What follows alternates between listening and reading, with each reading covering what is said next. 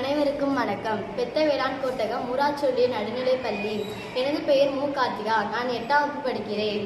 வருகை எண் மற்றும் வருகை எண் அல்லது சதுர எண் பார்க்க போறோம்.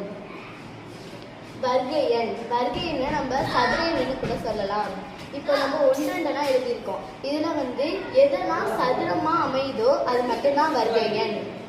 இப்போ நம்ம ஒரே ஒரு சதுரம் போடுவோம். இப்போ இது சதுரம், அப்பனா இது வருகை எண். இப்போ நம்ம 2க்கு போடலாம்.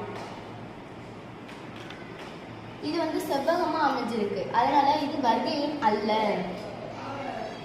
அடுத்து 3க்கு போடலாம். இதுவும் சதுரமா அமைந்திருக்கு, செவ்வகமா அமைந்திருக்கு, அதனால இதுவும் வருகை எண் அல்ல. அடுத்து 4க்கு போடுவோம்.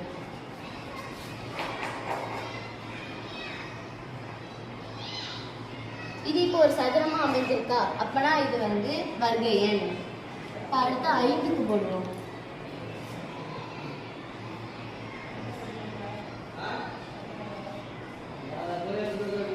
இது ஒரு சதுரமா அமையல, இது ஏதோ ஷேப்ல அமைந்திருக்கு, அதனால இது வருகை எண் அல்ல.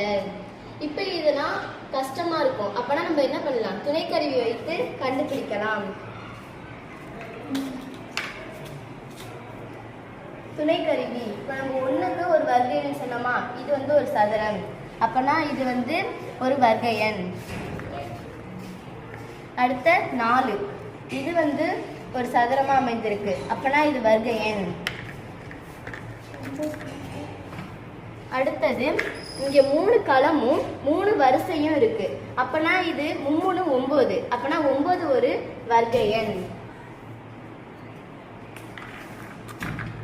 அடுத்தது 4 களமும் 4 வரிசையும் இருக்கு, அப்பனா இதுவும் 4 16, இதுவும் ஒரு வருகை எண்.